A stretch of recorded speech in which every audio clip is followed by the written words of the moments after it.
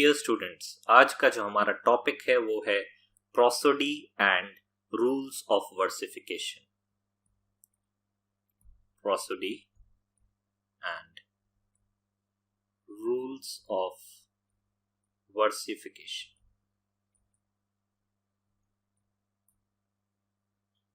Prosody क्या है? Prosody signifies the systematic study of versification in poetry.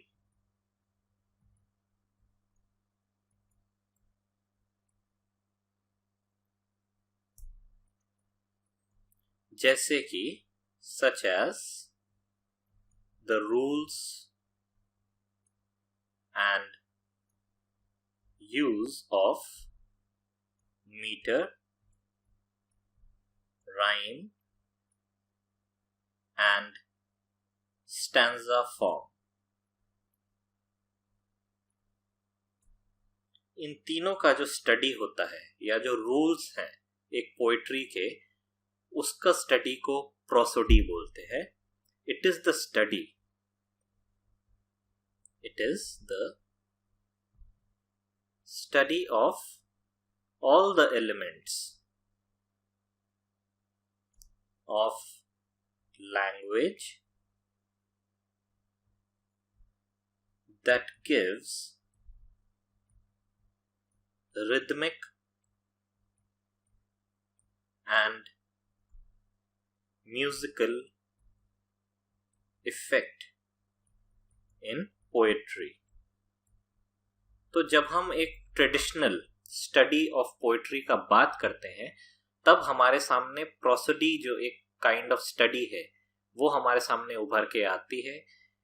जितना भी एक ट्रेडिशनल पोएटिक क्रिटिसिज्म है या पोएट्री का जो स्टडी है ट्रेडिशनली, उसमें हम देखते हैं कि जो रूल्स होते हैं कि कितना मीटर है या किस तरीके से राइमिंग स्कीम है या क्या स्टैंजा फॉर्म यूज किया है पोएट्री में, और उस सब का एलिमेंट जो है लैंग्वेज का यूसेज जो है, और वो लैंग्वेज जो है किस तरीके से पोएट्री को एक रिदमिक क्वालिटी दे रहा है, म्यूजिकल इफेक्ट दे रहा है, उसका पूरा स्टडी को हम कहते हैं प्रोसोडी। और इसके अपने कुछ हम देखेंगे रूल्स रेगुलेशंस जो है बने हुए हैं। और इसको एजरा पाउंड जो एक पोएट थे, Ezra Pound defined prosody defined it as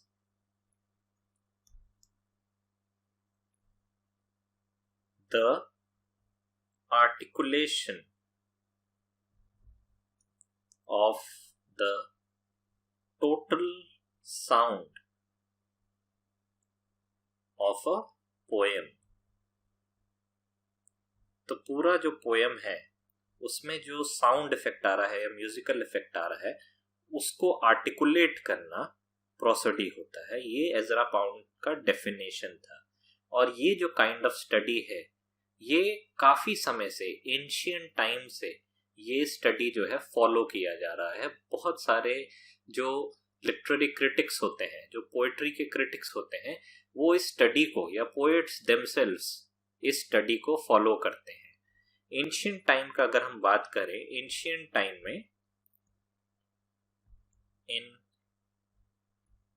ancient Greek and Latin, prosody was considered part of grammar.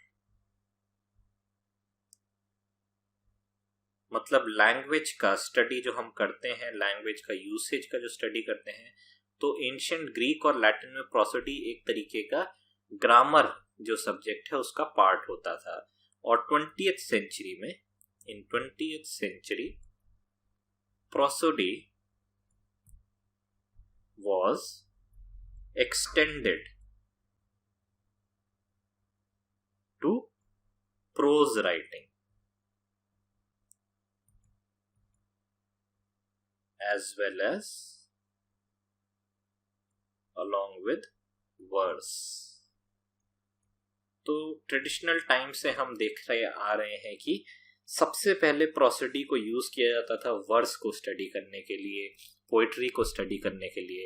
लेकिन 20th सेंचुरी में जब हम देखते हैं कि इसको एक्सटेंड किया जाता है प्रोज राइटिंग के लिए भी, कि प्रोज राइटिंग का भी अपना एक मीटर होता है, राइम स्कीम होता है, उसका भी अपना एक फॉर्म होता है जिसको हम साउंड इफेक्ट से, कि उससे क्या साउंड इफेक्ट जनरेट हो रहा है, इसको हम स्टडी कर सकते हैं।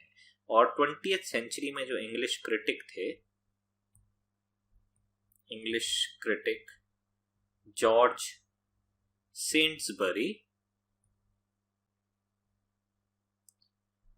सेंट्सबरी ने एक किताब लिखा था जिसका नाम था हिस्ट्री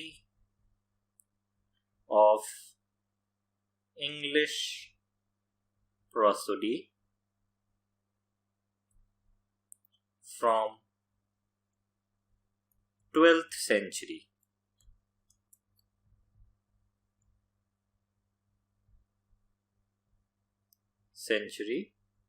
to प्रेजेंट।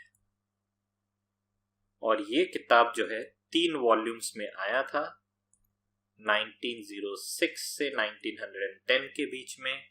और उनका एक और किताब था जिसका नाम था history of English pros rhythm.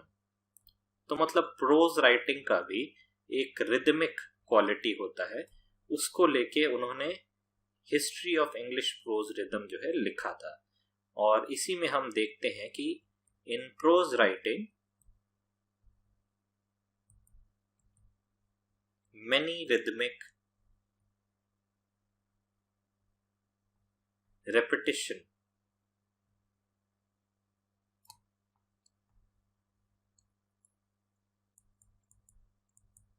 of consonants, that is alliteration, or of vowel sounds, that is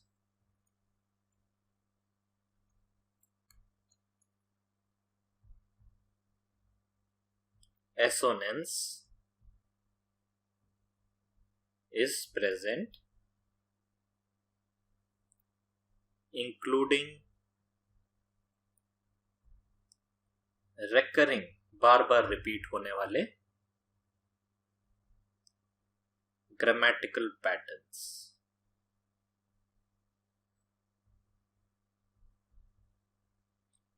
तो प्रोज राइटिंग को भी एक प्रोसोडी के इफेक्ट से, साउंड के इफेक्ट से, रिदम के इफेक्ट से स्टडी किया जा सकता है, जिसमें हम वावल साउंड्स होता है या एक कॉन्सोनेंट्स का जो जिसे हम एलिट्रेशन बोलते हैं, रिपीटिशन होता है, या बहुत सारे ग्रामेटिकल पैटर्न्स जो हैं वो रिपीट होते हैं।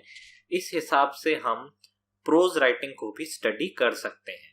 तो ये एक इम्पॉर्टेंट, हम कह सकते हैं कि लिटरेरी थ्योरी आने